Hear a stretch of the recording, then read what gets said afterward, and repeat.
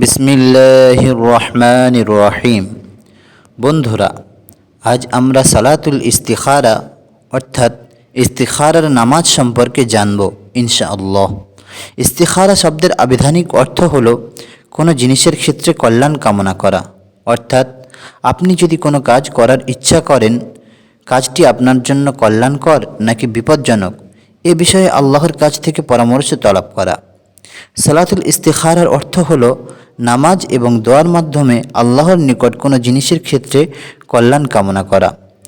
মানুষ বিভিন্ন সময় একাধিক বিষয়ের মধ্যে কোনটিকে গ্রহণ করবে সে ব্যাপারে দ্বিধাদ্বন্দ্বে পড়ে যায়, কারণ কোথায় তার কল্যাণ নিহিত আছে সে ব্যাপারে কারো জ্ঞান নাই।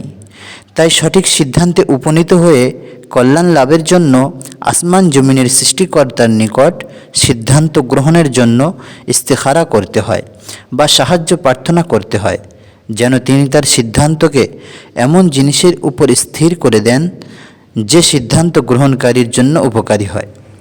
ইস্তিখারা করা সুন্নত। প্রিয় নবী সাল্লাল্লাহু আলাইহি ওয়াসাল্লাম গুরুত্ব সহকারে ইস্তিখারা করার বিষয়ে দিক নির্দেশনা দিয়েছেন। হাদিসে এসেছে, হযরত জাবির ইবনে আবদুল্লাহ রাদিয়াল্লাহু আনহু বর্ণনা করেন, রাসূলুল্লাহ সাল্লাল্লাহু আলাইহি ওয়াসাল্লাম আমাদের যেভাবে কোরআনের সূরা শিখাতেন, ঠিক সেভাবে গুরুত্বের সঙ্গে প্রতিটি কাজের আগে আমাদের ইস্তিখারা অর্থাৎ কল্যাণ প্রার্থনা করার শিক্ষা দিতেন। শাইখুল ইসলাম আল্লামা ইবনে তাইমিয়া রহমাতুল্লাহ আলাই ইস্তিখারা সম্পর্কে বলেন, ওই ব্যক্তি অনুতপ্ত হবে না যে আল্লাহর কাছে ইস্তিখারা বা কল্যাণ কামনা করে, মানুষের সঙ্গে পরামর্শ করে সিদ্ধান্ত নেয় এবং তার উপর অটল ও অবিচল থাকে, কেননা আল্লাহ তাআলা পরামর্শের আলোকে কাজ করার কথা বলেছেন। কোরআনে কারিমে আল্লাহ তাআলা বলেন, ওয়াশাবিরহুম ফিল আমর ফাইদা আযামতা ফাতাওয়াক্কাল আলাল্লাহ ইন্নাল্লাহা ইউহিব্বুল মুতাওয়াক্কিলিন। আর তুমি সিদ্ধান্তের ক্ষেত্রে মানুষের সঙ্গে পরামর্শ করো, এরপর আল্লাহর উপরে ভরসা করো, নিশ্চয়ই আল্লাহ তাআলা ভরসাকারীদেরকে ভালোবাসেন। সূরা আল ইমরান আয়াত নম্বর 159।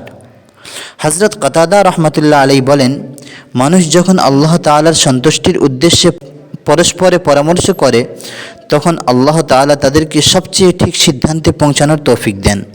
সুতরাং বিয়ে শাদী, চাকরি বাকরি, ব্যবসা বাণিজ্য কিংবা দেশ বিদেশে সফরের বিষয়ে ইস্তিখারা করা দরকার। ইস্তিখারা সম্পর্কে কিছু করণীয়। নাম্বার 1, ছোট বড় সব বিষয়ে ইস্তিখারা করার অভ্যাস গড়ে তোলা সুন্নতি আমল। নাম্বার 2, ইস্তিখারার বিষয়ে দৃঢ়ভাবে বিশ্বাস করা যে আল্লাহ তাআলা আপনাকে যে কাজ করার তৌফিক দিয়েছেন তাতেই আপনার কল্যাণ নিহিত রয়েছে, তাই একান্ত মনোযোগ সহকারে স্থির চিত্তে এবং আল্লাহর মহত্ব ও বড়ত্বের কথা স্মরণ করে তার কাছে দোয়া করা। নাম্বার 3, ইস্তিখারাতে তাড়াহুড়া না করা। নাম্বার 4, যেসব সময়ে সাধারণ নফল নামাজ পড়া নিষিদ্ধ সে সময় ইস্তিখারা নামাজ পড়াও নিষিদ্ধ।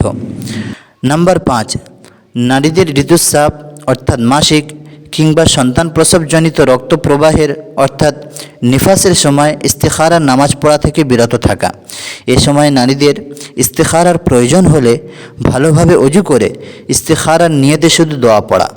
নাম্বার 6, ইস্তিখারার দোয়া মুখস্থ না থাকলে দেখে দেখে পড়া যেতে পারে, তবে মুখস্থ পড়া ভালো।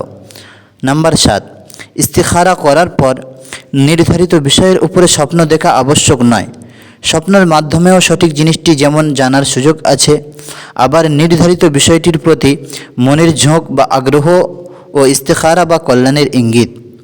নাম্বার 8, নির্ধারিত কাজের প্রতি মনের আগ্রহ বা ঝোঁক বেড়ে গেলে ইস্তিখারার ইঙ্গিত হিসাবে মেনে নিয়ে পরামর্শের আলোকে দৃঢ়ভাবে কাজে এগিয়ে যাওয়া উচিত।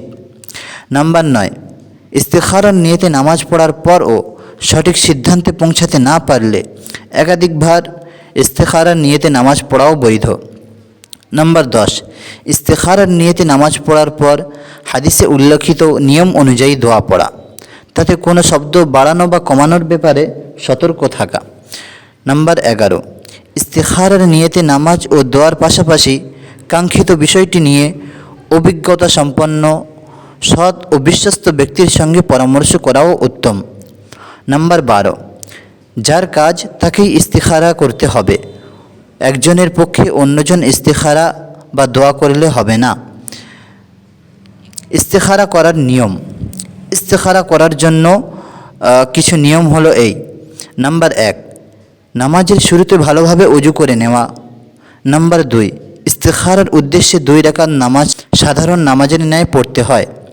এক্ষেত্রে সূরা ফাতিহার পরে যে কোনো সূরা পড়া যেতে পারে। নাম্বার 3, নামাজের সালাম ফেরার পর আল্লাহ তাআলার বড়ত্ব ও মর্যাদার কথা মনে করে একান্ত বিনয় ও আন্তরিকতার সঙ্গে দোয়া পড়া।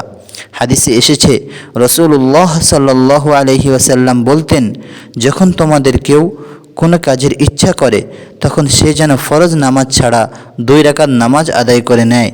এরপর এই দোয়া পড়ে, আল্লাহুম্মা ইন্নী আস্তাখিরুকা বিইলমিক ওয়া আস্তাকদিরুকা বিকুদরাতিক ওয়া আসআলুকা মিন ফাযলিকাল আযীম فإنك تقدر ولا أقدر وتعلم ولا أعلم وأنت علام الغيوب اللهم إن كنت تعلم أن هذا الأمر خير لي في ديني ومعيشتي وعاقبة أمري في عاجل أمري وآجله فيسره لي ثم بارك لي فيه وإن كنت تعلم أن هذا الأمر شر لي في ديني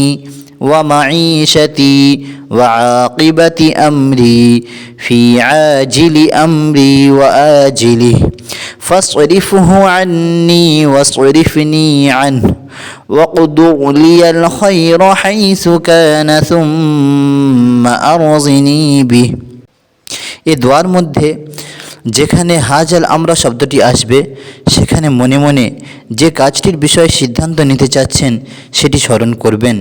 উক্ত দোয়া শেষ করে কারোর সাথে কথা না বলে কিবলামুখী হয়ে ঘুমিয়ে পড়বেন।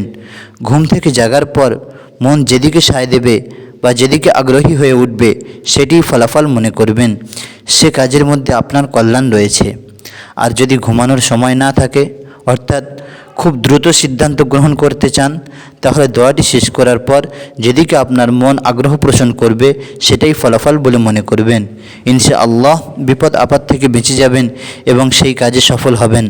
আল্লাহ তাআলা মুসলিম উম্মাহকে হাদিসের দিক নির্দেশনা অনুযায়ী যথাযথভাবে সঠিক সিদ্ধান্তে পৌঁছানোর এবং ইস্তিখারার নিয়তে নামাজ ও দোয়া পড়ার তৌফিক দান করুন। আমিন সুম্মা আমিন। ওয়া আখিরু দাওয়ানা আনিল হামদুলিল্লাহি রাব্বিল আলামিন।